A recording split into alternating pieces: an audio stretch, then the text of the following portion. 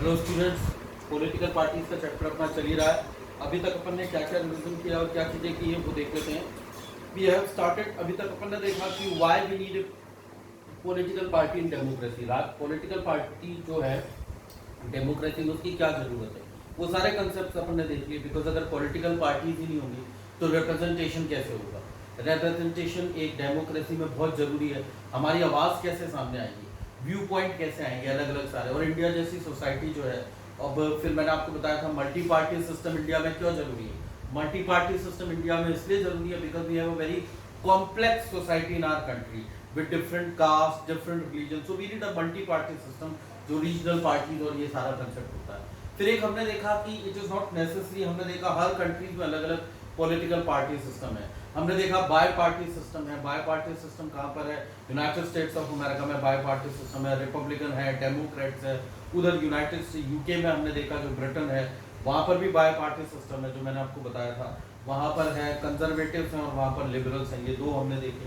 फिर हमने देखा कि जैसे चाइना है वहाँ कम्युनिस्ट पार्टी है, सिंगल पार्टी सिस्टम है चाइना में, वहाँ कम्युनिस्ट पार्टी। इंडिया में जो है मैंने आपको बता रखा था मल्टी पार्टी सिस्टम है। और आज हम करने जाएंगे कि मल्टी पार्टी सिस्टम में जो हमारी रिकॉग्नाइज्ड नेशनल पार्टीज हैं, रिकॉग्नाइज्ड नेशनल पार्टी और रिकॉग्नाइज्ड स्टेट या रीजनल पार्टी, एक ही बात है। रीजनल पार्टी कौन कौन सी होती है, तो पहले तो ये समझ लेते हैं। बुक एज यूजुअल मैंने रख रखी है अपने साथ, और इसमें आप देख सकते हैं पेज नंबर 78 79। इसमें हम देखें कुछ नए फैक्ट्स भी मैं आपके लिए इसमें लाया हूँ। इसमें अगर आप देखें तो यहाँ ये जो दिया हुआ है इन्होंने, ये भी देखना जरूरी है। स्टूडेंट ज्यादातर क्या होता है, ये चीजें जो यहाँ पर दी हुई थी आप इसे अवॉइड कर देते हैं, और इनमें से एनालिटिकल क्वेश्चन भी आ जाता है सिंगल मार्क्स के। इसमें लिखा है popular participation in political parties. एक ये जिसको हम कहते हैं, ये कंसेप्ट भी स्टूडेंट समझना जरूरी है, voter turnout. You are the future citizens of India, you are the future, you will be the future voter. तो ये बड़े दुख की बात है कि इंडिया जैसी डेमोक्रेसी में वोटर टर्नआउट बहुत कम होता है। ठीक है, ये जरूरी है because democracy is made for the people by the people. वो तो हम रट्टा लगा देते हैं जो अब्राहम लिंकन की डेफिनेशन है, लेकिन आप उसमें पार्टिसिपेट तो करें। तो वोटर टर्नआउट भी बहुत जरूरी है। It is often said that political parties are facing a crisis because they are unpopular and the citizens are indifferent to political party. Yes, ये भी कहना बहुत इजी है। You have to be in the system to change the system.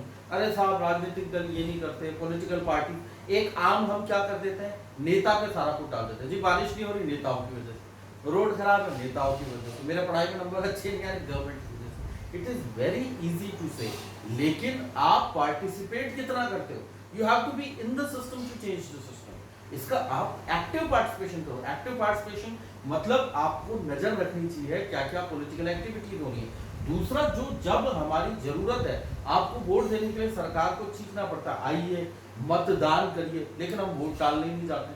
ठीक है, आप इस चीज का ध्यान रखिएगा दैट। और आपको कितने मौके मिलते हैं, आपकी शुरुआत हो जाता है जब आपका म्युनिसिपल कॉर्पोरेशन के इलेक्शन होते हैं, वहां आपको वोट डालना है। आपके लेजिस्लेटिव असेंबली के इलेक्शन होते हैं, वहां आपको वोट डालना है। आपके लोकसभा के इलेक्शन है, वहां आपको वोट डालना है। लेकिन फिर भी वोटर टर्नआउट जो है हमारे यहाँ बहुत कम रहता है। ये बड़े दुख की बात है। तो ये है कि the evidence based on a series of large sample survey conducted over several decades. इसमें जो है ये सैंपल सर्वे इन्होंने किए, तो उसमें क्या है, political party do not enjoy much trust among the people in South Asia. The proportion of those who say their trust in political parties is not much or not at all, is more than those who have some or great trust. ये South Asia में किया उन्होंने, India, Pakistan, Sri Lanka, इन देशों में किया। उन्होंने कहा कि मेजॉरिटी लोगों का पॉलिटिकल पार्टीज में से ट्रस्ट उठ गया है। ये पॉलिटिकल पार्टीज के लिए भी बड़ी अलार्मिंग बात है। ये सिर्फ सिंगल नहीं है, उन्होंने ऐसे क्या काम किए, वो डिलीवरेंस नहीं दे पा रहे हैं कि उनकी इमेज टारगेट होती जा रही है। Yet the high level of participation in the activities of political parties were fairly high.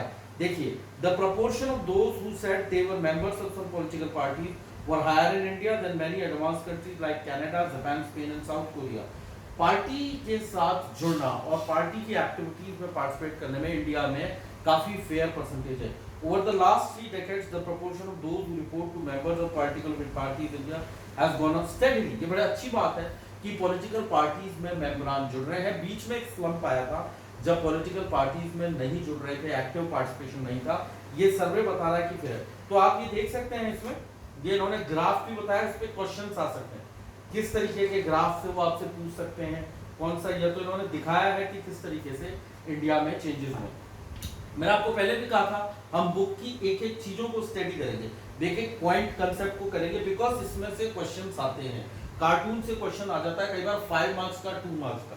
देखिए, crunching the number, does the cartoon reflected the data graphic shown on the previous page?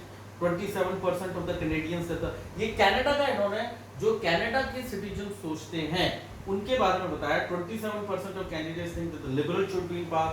वहां भी दो party है, liberal conservative, क्योंकि Canada British colony रही। 27% कहते हैं कि लिबरल्स को पावर में रहना चाहिए, 35% कहते हैं कि कंजर्वेटिव्स को चांस मिलना चाहिए, एंड 98% कहते हैं कि सारे पॉलिटिकल पार्टीज पॉलिटिशियंस को एक ट्रंक में बंद करो और नायग्रा फॉल में डाल दो।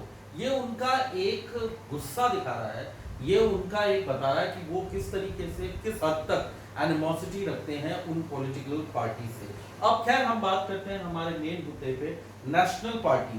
नेशनल पार्टीज मैंने आपको बता दिया, नेशनल पार्टी होती हैं, स्टेट और रीजनल पार्टीज होती हैं जो, और ये सारा कुछ जो होता है वो इलेक्शन कमीशन के पास सारे इख्तियार होते हैं। मैंने आपको बताया था और मैंने लास्ट क्लास में पूछा भी था कि who is the chief election commissioner of India.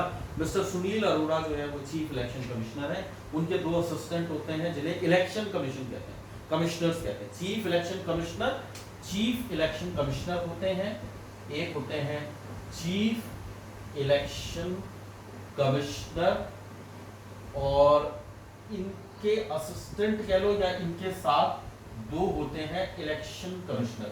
तो अभी जो है वो है मिस्टर सुनील अरोड़ा, ये आपको पता होना चाहिए। Being a student of political science आपको पता होना चाहिए। मैंने पहले भी कहा था आज ही मैं आपको अपडेटेड लेटेस्ट चीजें दे रहे हैं, बिल्कुल पता होना चाहिए सुनील अरोड़ा। अब क्या है फॉर्मूला वो देखिए। अच्छा, यहाँ दे रखा है, वो आपसे पूछ सकते हैं 1 मार्क के सवाल में, mark on this which is the official site of election commission. Election commission of India की रजिस्ट्रेशन और डिटेल के लिए http.eci.gov.in ये साइट है जो इसमें आपकी बुक में दी हुई है। जो स्टेट इलेक्शन कमीशन ही रिकॉग्नाइज करता है नेशनल पार्टीज को, स्टेट पार्टीज को। इलेक्शन कमीशन स्मूथली कंडक्ट कराता है, इलेक्शन कमीशन जितने भी होते हैं। Election commission code of conduct निर्धारित करता है, इलेक्शन कमीशन पार्टीज को सिंबल एलोकेट करता है, और जो फॉर्मूला है, a party that secures at least 6% of the total votes in an election to the legislative assembly of a state and win at least 2 seats is recognized as state party. State party बनने के लिए recognize कैसे होंगे? State party के लिए जो state में elections हो रहे हैं, जो आपके राज्य में इलेक्शंस हो रहे हैं, जैसे 200 हैं हमारे राजस्थान में सीट्स, तो कम से कम 200 में से वो 2 सीट्स जीत कर आए और 6% वोट उसको मिले, तो वो जो है स्टेट पॉलिटिकल पार्टी कहलाती है। ठीक है, मैं वापस पढ़ देता हूँ। Party that secures at least 6% of the total votes in an election to the legislative assembly of a state and win at least 2 seats is recognized as state party. एक स्टेट पार्टी को रिकॉग्नाइज करने के लिए ये जो है पैरामीटर उन्होंने बताए।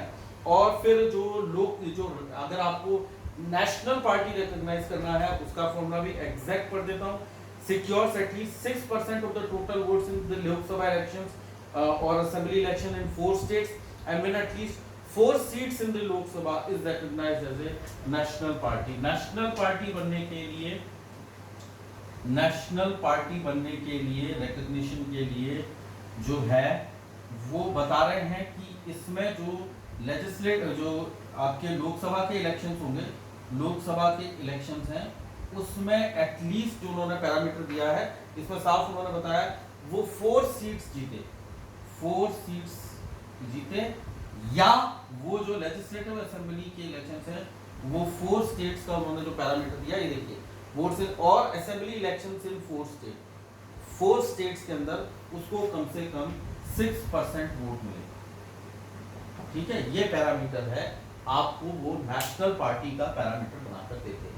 अब कुछ नए फैक्ट्स मैं आपके लिए लाया हूँ, आपकी बुक में दिया हुआ है। According to this classification there were 7 recognized national parties in 2008 in India. 2018 में जो इलेक्शन कमीशन करता है रिकॉग्नाइज, वो 7 करता है, लेकिन लेटेस्ट फैक्ट मैं आपको बता दूं कि जुलाई 2019 में अब हमारे पास 8 पॉलिटिकल पार्टीज हो गई है नेशनल।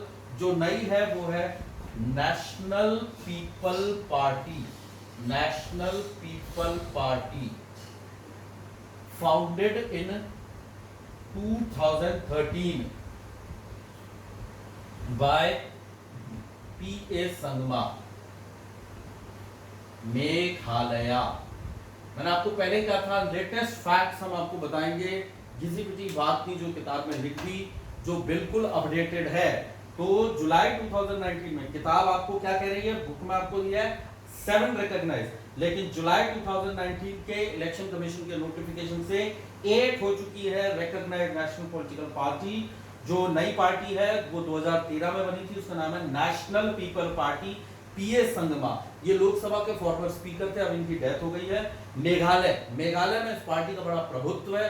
तो ये है आपकी नई लेटेस्ट रिकॉग्नाइज्ड नेशनल पार्टी। देखिए किताब में हैं 7, हमने आपको लेटेस्ट फैक्ट बता दी। एक और चीज आपको ये भी पता होना चाहिए, जो लास्ट लोकसभा इलेक्शन हुआ था, कब हुआ था लोकसभा इलेक्शन, कब हुआ था, जुलाई 2019 मई से लेके जो अप्रैल में 2019 में हमारी 17th लोकसभा, जो 17वीं लोकसभा थी, उसके चुनाव हुए, जिसमें भारतीय जनता पार्टी को जो 272 है उससे ज्यादा 303 सीट्स मिली। 17th लोकसभा इलेक्शंस हुए थे। ये सब चीजें आपको पता होनी चाहिए, तब चीजें क्लियर होंगी। 17th लोकसभा इलेक्शंस जो हुए थे, कब हुए थे, अप्रैल में 2019। इसमें जो सबसे ज्यादा सीट्स जीत के लाई थी वो थी बीजेपी 303, यानी कि जो 272 का मैजिकल फिगर है, 545 सीट्स होती है, हालांकि हुए 542 पे, क्योंकि वो बाकी जो है वो नॉमिनेटेड होते हैं। 542 सीट्स में 17th लोकसभा इलेक्शंस में अप्रैल मई में हुए थे, जिसमें बीजेपी 303 पार्टी सीट्स लेके सिंगल लार्जेस्ट पार्टी बनकर आई थी, और कांग्रेस की 52 सीट्स आई थी। ठीक है, तो अब जब हम नेशनल पार्टीज का इनका थोड़ा इंट्रोडक्शन करेंगे तो हमें बहुत चीजें क्लियर हो जाएगी। ठीक है, एक एक करके हम देखेंगे। ये चीजें मैं एक बार फिर बता देता हूँ स्टूडेंट, अभी तक मैंने क्या बताया, बड़े इंपॉर्टेंट फैक्ट्स हैं। मल्टीपल पार्टी सिस्टम का मैंने बताया, रिकॉग्नाइज्ड इलेक्शन कमीशन करता है। Election commission comprises of chief election commissioner and 2 other election commissioners. तो चीफ इलेक्शन कमिश्नर अभी है मिस्टर सुनील अरोड़ा, पहले राजीव कुमार थे, अब वो नए आ गए हैं। इलेक्शन कमिश्नर्स जो हैं 2 हैं, एक इलेक्शन कमिश्नर राजीव कुमार है, और फिर जो मैंने फॉर्मूला बताया, स्टेट जो पार्टी रिकॉग्नाइज होने के लिए जो उस स्टेट के अंदर इलेक्शंस हो, उसमें 6% कम से कम वो वोट्स लेकर आए और 2 सीट्स जीते, तो वो स्टेट पार्टी रिकॉग्नाइज होती है इलेक्शन कमीशन के द्वारा। और नेशनल पार्टी बनने के लिए लोकसभा का जो इलेक्शन है उसमें एटलीस्ट वो 4 सीट्स लेकर आए, और 4 स्टेट्स में वो कम से कम 6% जो है वोट्स उसके पक्ष में हो, तब वो होती है। और मैंने आपको एक लेटेस्ट फैक्ट बताया कि जुलाई 2019 में इलेक्शन कमीशन ने, चीफ इलेक्शन कमिश्नर ने जो है नई एक पॉलिटिकल पार्टी को रिकॉग्नाइज किया है। आप बुक में भी अपने लिख सकते हैं, मैंने लिख लिया है। देखो नई चीजें, नए फैक्ट्स ऐड करते रहा करो, ताकि आपको जो है, आप देखिए मैंने यहाँ लिख रखा है, ऐसे आप पेंसिल से लिख दीजिए, नॉलेज भी बढ़ती है और एक अपडेटेड भी आप करते हैं कि नेशनल पीपल पार्टी जो है उसको 2013 में जो पी.ए. संगमा ने फाउंड की थी। स्टेट क्या है, मेघालय। तो ये जो है, ये कहीं नहीं लिखा है कि सीबीएसई आपसे लेटेस्ट नहीं पूछ सकता, ये कहीं कुछ नहीं कि आप वहाँ खड़े हो गए, तो हमारी किताब में नहीं, आपने अपडेटेड किया है। जो हर साल जो टीचर्स की सीबीएसई में आती है, उसमें वो कहते हैं जब the political science teachers and all these teachers they should give new facts. Geography, economics, political science में तो नए फैक्ट्स आते रहते हैं, तो वो बताने जरूरी। ठीक है, अब मान लीजिए आपके कोई साइंस की क्लास है और उसमें वो अभी भी 9 प्लैनेट्स बोले, तो गलत है ना, उनको तो प्लैनेट ही। तो ऐसे नए फैक्ट्स में को बताना चाहिए। तो ये चीज जो है स्टूडेंट, ये हो गई। अब हम करने जाएंगे जो रिकॉग्नाइज्ड नेशनल पॉलिटिकल पार्टी में जो 8th है, उसका तो मैंने इंट्रोडक्शन दे दिया। उसके अलावा जो आपकी बुक में है उनको हम अब करेंगे। मजा आ रहा है, नहीं आ रहा है, इंटरेस्टिंग लग रहा है? ये तो भाई ऐसी चीज है, इलेक्शन तो होते ही रहते हैं, चुनाव आपके सामने चलते ही रहेंगे, तो आपको तो पता होना चाहिए इसके बारे में। इसको लिखे रहने देते हैं क्योंकि अभी हमने की है। तो इसमें जो पहली पॉलिटिकल पार्टीज हैं उनको एक एक करके हम देख लेंगे। पहले जो है, मैं इसको इस तरीके से करा रहा हूँ कि जो इलेक्शन कमीशन जो अभी लेटेस्ट इलेक्शन हुआ उसमें जो आए बड़ी पॉलिटिकल पार्टी, तो पहले भारतीय जनता पार्टी कर लेंगे, फिर कांग्रेस, फिर बहुजन समाजवादी पार्टी,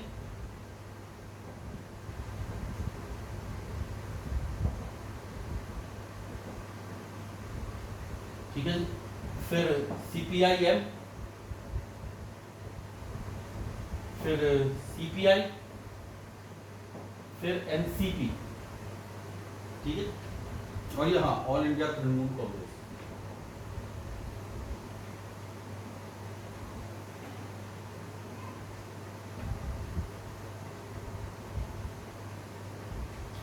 चलिए सर, तो ये 7-8 हमारी पॉलिटिकल पार्टी होगी। देख लो 8 पॉलिटिकल पार्टी, बुक में लिख लो। National people party founded in 2003, जो है recognized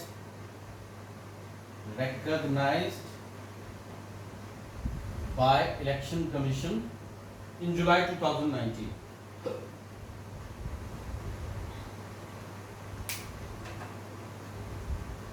चलिए ऑल इंडिया, पहले हम बीजेपी की बात कर लेते हैं। बुक में जो दिया बता देते हैं।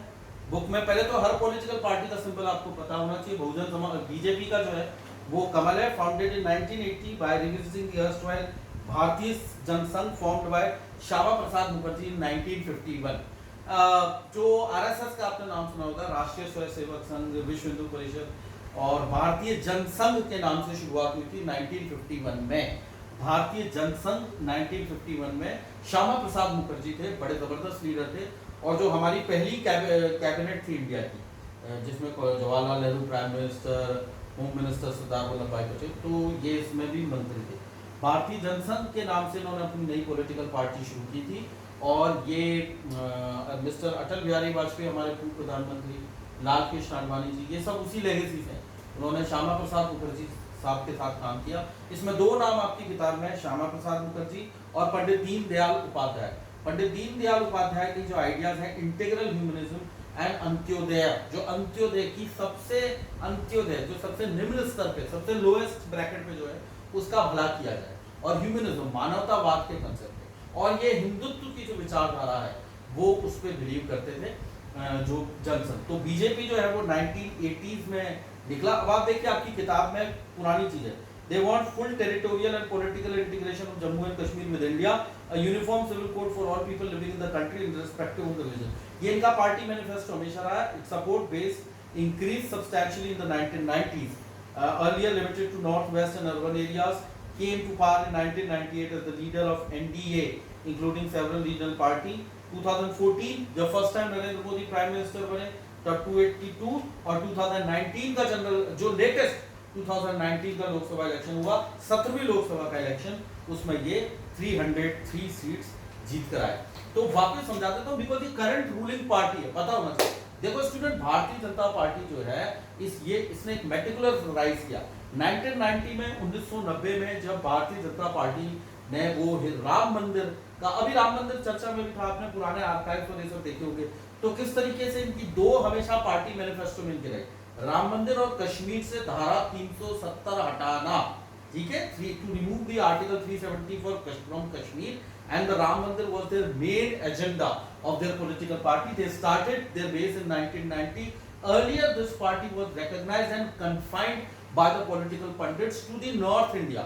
ये बीजेपी पे आरोप लगता था सिर्फ उत्तर भारत की राजनीति करती है, हिंदी भाषी बेल्ट की ही पॉलिटिकल पार्टी है। लेकिन 1998 में इन्होंने कोalition किया, मैंने लास्ट क्लास में आपको बताया था, एनडीए, नेशनल डेमोक्रेटिक अलायंस, जिनमें इनके मेन थे शिवसेना, जो अब इनसे खफा है, शिवसेना, जनता दल यूनाइटेड, वो जो नीतीश कुमार की भारतीय जनता पार्टी, वो एनडीए थी। एनडीए 1998 में जीता, जिसके पहले प्राइम मिनिस्टर बने the first non Congress, second non Congress prime minister, first was Janata Dal Morarji Desai in 70s, the second non Congress prime minister बने थे मिस्टर अटल बिहारी वाजपेयी, एनडीए। तो एनडीए के बाद BJP clear single largest party के रूप में वो नरेंद्र मोदी बनते हैं, और जो सेकंड टर्म में ये बीजेपी। अब बीजेपी के जो एजेंडा में थे उन्होंने वो दो चीजें पूरी कर ली, वो राम मंदिर वाला काम हो गया, हालांकि कोर्ट का डिसीजन था, और आर्टिकल 370, लेकिन लेजिस्लेटिव तरीके से ये मजबूत हो गए। तो ये बीजेपी का एक यूनिफॉर्म सिविल कोड, तो ये बीजेपी का है। बीजेपी का पॉलिटिकल पार्टी सिंबल लोटस है।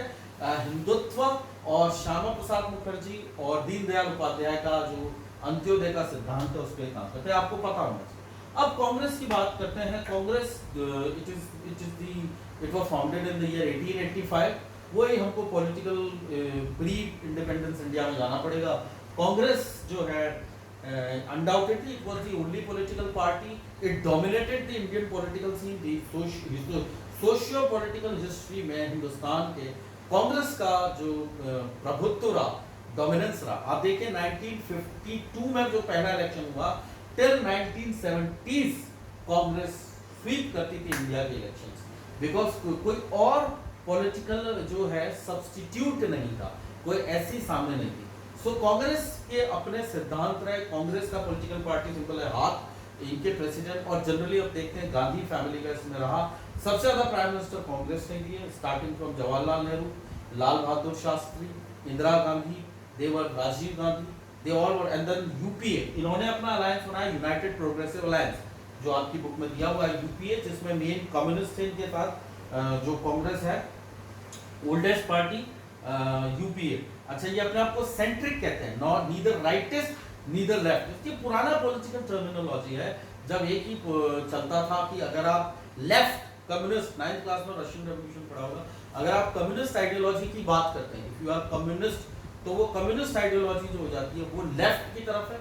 और अगर आप हार्ड, जैसे बीजेपी को राइटिस्ट पॉलिटिकल पार्टी कहते हैं, यानी कि जो हार्ड लाइनर्स होते हैं, जो कोई एक तरीके से धर्म की तरफ झुका, उसे राइटिस्ट कहते हैं। यह पुरानी टर्मिनोलॉजी अब ये यूज में नहीं होती। कांग्रेस जो है वो अपने आप को उसने हमेशा नीदर राइटिस्ट कहा है और नीदर लेफ्टिस्ट कहा। कांग्रेस ने नीदर राइटिस्ट नीदर लेफ्ट, ये अपने आप को सेंट्रिक, ये इन्होंने लिखा भी है, आप देखेंगे आपके उसमें, अ सेंट्रिस्ट पार्टी। कांग्रेस ने अपने आप को हमेशा सेंट्रिस्ट कहा है, बैलेंस्ड व्यू कि हम इसको लेकर चलते हैं।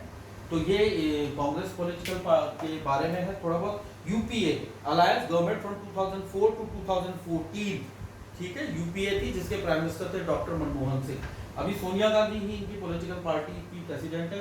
बीजेपी के पार्टी प्रेसिडेंट कौन है? अमित शाह, ठीक है, जो हमारे होम मिनिस्टर भी हैं।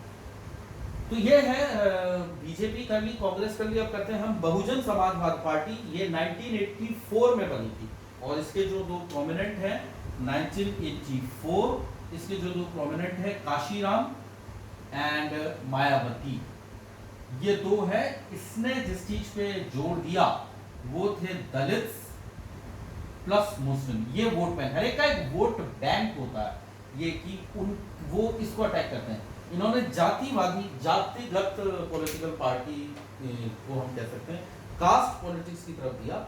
ये अपने पॉलिटिकल आइडियाज जो हैं, ये देखिए इसमें लिया हुआ है, दलित, आदिवासी, ओबीसी, रिलीजियस माइनॉरिटी, खासकर यूपी में इनका काफी प्रभुत्व रहा। मायावती चीफ मिनिस्टर बन के रही। ये साहू महाराज, महात्मा ज्योतिबा फुले, पेरियार, रामास्वामी नायकर, जितने भी जो थे, जो दलित अपलिफ्टमेंट की और सोशल इक्वलिटी की बात करते थे, उन सबको डॉक्टर भीमराव अंबेडकर, ज्योतिबा फुले, इन सबको बहुजन समाजवाद पार्टी ने अपना आइडियल बना के, एक आइडल बना के इनको रखा। बहुजन समाजवाद पार्टी जो है, in the Lok Sabha election held in 2014, it polled about 4% vote but did not secure seats in the वो 2014 में थोड़े बहुत जो थे मिले, बाकी कोई खास सीट ये प्रदर्शन बहुजन समाजवादी पार्टी नहीं कर पाई। ये यूपी में काफी, यूपी की राजनीति में इन्होंने काफी अपना रोल निभाया। काशीराम इसके फाउंडर थे, पुराने नेता थे, अब तो खैर वो उनकी डेथ हो गई। और भोलन सो जो है इसकी मायावती है, ठीक है स्टूडेंट। और फोर्थ जो है हमारे सामने जो पॉलिटिकल पार्टी जो ये मैं आपको मैंने पहले भी बताया, बड़े से इसमें जो मैं शुरू कर रहा हूँ, वो है कम्युनिस्ट पार्टी मार्क्सिस्ट को हम पहले ले लेते हैं। इनका सिंबल है वही जो रशियन रेवोल्यूशन में हमने जो लेनिन वाली पार्टी देखी थी, वही है, फाउंडेड इन 1964। ये सीपीआई से अलग हुई थी, सीपीआई का ये से अलग हुई थी। और ये supports socialism, secularism and democracy, opposes imperialism and communalism. ये वेस्ट बंगाल, केरला और इधर वेस्ट बंगाल में इसने 34 ईयर वर्ल्ड रिकॉर्ड बनाया था। 34 ईयर्स कंटिन्यूअस रूल किया था ज्योति बसु, सीएम थे बंगाल के 34 इयर्स तक ज्योति बसु ने कंटिन्यूस रिकॉर्ड बनाया था। कम्युनिस्ट पार्टी मार्क्सिस्ट जो है वो उसने कंटिन्यूस 34 इयर्स जो है वो रूल किया था बंगाल। तो ये थी कम्युनिस्ट पार्टी मार्क्सिस्ट जो सीपीआई से, एक्सक्यूज मी, जिसने 34 कंटिन्यूस रूल किया। ये इनको मतलब जैसे ही आप ये सामने आती है तो आपको मार्क्सिस्ट लेनिस्ट रेवोल्यूशन जो आपने 9th में पढ़ा होगा वो है। ये वही सोचो, ये वेस्ट बंगाल, केरल, त्रिपुरा इधर ज्यादा है, एग्रीकल्चर, लेबर, फार्मर्स, इनकी ये ज्यादा तवज्जोहात और इनको ज्यादा एसेंचुएट करते हैं। फिर है सीपीआई, इनका भी यही है, सिकल और वो है इनका। ये 1925 में हुई थी और ये इसने कुछ खास ये परफॉर्म नहीं कर पाई क्योंकि इनसे ये अलग हो गए थे, ये स्प्लिट हुए। हर पॉलिटिकल पार्टी में स्प्लिट होता है, ये इनसे स्प्लिट हो गए तो वीक हुए। एक मैं फैक्ट बता दूं आपको, जुलाई 2019 में इलेक्शन कमीशन ने सीपीआई को नोटिस दिया, इस पॉलिटिकल पार्टी को, क्योंकि वो प्रदर्शन अच्छा नहीं कर पाए। ये इस जो पहले क्राइटेरिया मैंने आपको बताया था रिकॉग्नाइज्ड नेशनल पार्टी का, वो उस पर परफॉर्मेंस नहीं दे पाए थे 2019 में। तो इलेक्शन कमीशन ने इनको नोटिस दिया हुआ है नेशनल पार्टी का स्टेटस हटाने का। ये मैं आपको एक फैक्ट बता दूं। एनसीपी नेशनल कांग्रेस पार्टी, ये 1999 में बनी थी। ये भी ताजा तरीन पार्टी है, 1999 ये कांग्रेस से अलग हुई थी। और शरद पवार जो भारतीय जनता, ये महाराष्ट्र में बहुत प्रभुत्व रखते हैं, शरद पवार जो हैं बीसीसीआई के प्रेसिडेंट भी रहे हैं महाराष्ट्र में, इसका रोल है। जैसे बहुजन समाजवादी पार्टी नाम आते ही उत्तर प्रदेश हम देखते हैं, तो एनसीपी का 1999 में हम देख रहे हैं जो है शरद पवार कांग्रेस से अलग हुई थी। कांग्रेस को बहुत बड़ा झटका था क्योंकि शरद पवार पुराने कांग्रेस के लीडर थे कद्दावर। ये फेडरलिज्म कोalition है, ये महाराष्ट्र में जो ये कोalition की सरकार चला रहे हैं, कोalition में एक बड़ा रोल प्ले करते हैं, तो ये एनसीपी हो गई, ठीक है। और फिर जो है ऑल इंडिया तृणमूल कांग्रेस, इस एनसीपी को भी नोटिस दिया। 3 पॉलिटिकल पार्टीज को जो है नोटिस दिया इलेक्शन कमीशन ने, इसको और एनसीपी को, इन दोनों को नोटिस दिया है कि इन दोनों से स्टेटस जल्दी हट जाएगा। ये एक लेटर फैक्ट मैं आपको बता दूं, बिकॉज जो 2019 का लोकसभा इलेक्शन था उसमें इन्होंने परफॉर्मेंस अच्छा नहीं किया। ऑल इंडिया तृणमूल कांग्रेस, ये ममता बनर्जी है इसकी, और ये बंगाल में, ममता बनर्जी अभी बंगाल की चीफ मिनिस्टर भी है, ये बंगाल में है, इसको भी नोटिस दिया। इन 3 पॉलिटिकल पार्टीज ने जो लास्ट इलेक्शन हुए थे उसमें परफॉर्मेंस अच्छा नहीं किया, इस वजह से इलेक्शन कमीशन ने इन 3 पॉलिटिकल पार्टीज को नोटिस दे रखा है। ये ममता बनर्जी की है 1998 में, इनका सिंबल है फ्लावर एंड ग्रास, ठीक है जी, इनका सिंबल है फ्लावर एंड ग्रास, फूल और घास। और ये अरुणाचल, मणिपुर, त्रिपुरा यहाँ पर है। तो ये थी जो रिकॉग्नाइज्ड पॉलिटिकल पार्टी, और जो लास्ट लेटेस्ट मैंने आपको बताई थी जिसको जुलाई 2019 में रिकॉग्निशन मिला है, वो है नेशनल पीपल पार्टी 2013 में पीए संगमा की, मेघालय में बहुत बड़ा इनका, क्योंकि पीए संगमा खुद मेघालय से आते थे, he was farmer Lok Sabha speaker. और फिर ये मैप स्टूडेंट्स बड़ा इंपॉर्टेंट है क्योंकि इसमें से क्वेश्चंस आ सकते हैं। ये आपको रीजनल पार्टीज का बता रहा है। अब जैसे कुछ रीजनल पार्टीज हैं वो स्टेट से, जैसे सैड, शिरोमणि अकाली दल, ये पंजाब की पॉलिटिकल पार्टी जो पंजाब की है, जिसमें बादल परिवार का रोल है, जो अभी लेटेस्ट चर्चा में अभी आप देख रहे हैं ना, हरसिमरत कौर बादल ने रेजिग्नेशन दिया एग्रीकल्चर बिल से, वो शिरोमणि अकाली दल की है। शिरोमणि अकाली दल एनडीए के घटक दलों में से एक है। तो अभी जस्ट नाम था ना हरसिमरत कौर। आम आदमी पार्टी दिल्ली की, जिसके अरविंद केजरीवाल साहब हैं, उनका पॉलिटिकल सिंबल है झाड़ू, वो दिल्ली में है, पंजाब साइड और इधर है। कुछ पॉलिटिकल, महाराष्ट्र गोमांतक पार्टी आज से 3 साल पहले एनटीएससी में आया था सवाल, ये गोवा में है। तेलंगाना राष्ट्र समिति जो तेलंगाना की है, जिसके ये के राव जो है तेलंगाना, इसने तेलंगाना को बनाने में बहुत बड़ा रोल अदा किया है, वो तेलंगाना है। तो ये कुछ पॉलिटिकल रीजनल पॉलिटिकल पार्टीज हैं जो है, जैसे कश्मीर में है महबूबा मुफ्ती की, जम्मू कश्मीर नेशनल कॉन्फ्रेंस जो है, ये नेशनल कॉन्फ्रेंस उमर अब्दुल्ला वाली है। और Jammu Kashmir people democratic party जो है वो महबूबा मुफ्ती की है, वो महबूबा मुफ्ती और इनकी है। तो स्टूडेंट्स आज हमने सारी चीजें कर ली, आई होप आपके समझ में आया होगा, ठीक है। ये मैंने आपको लेटेस्ट फैक्ट्स बता दिए। अब लास्ट जो है एक क्लास और है जिसमें हम ये चैप्टर को फिनिश करेंगे। रीड करते रहिए प्लीज, थॉरोली रीड करिए, पढ़ते रहिए। रीड करेंगे, इतना कुछ समझाया तो और चीजें क्लियर हो जाएंगी। Okay students, children take care.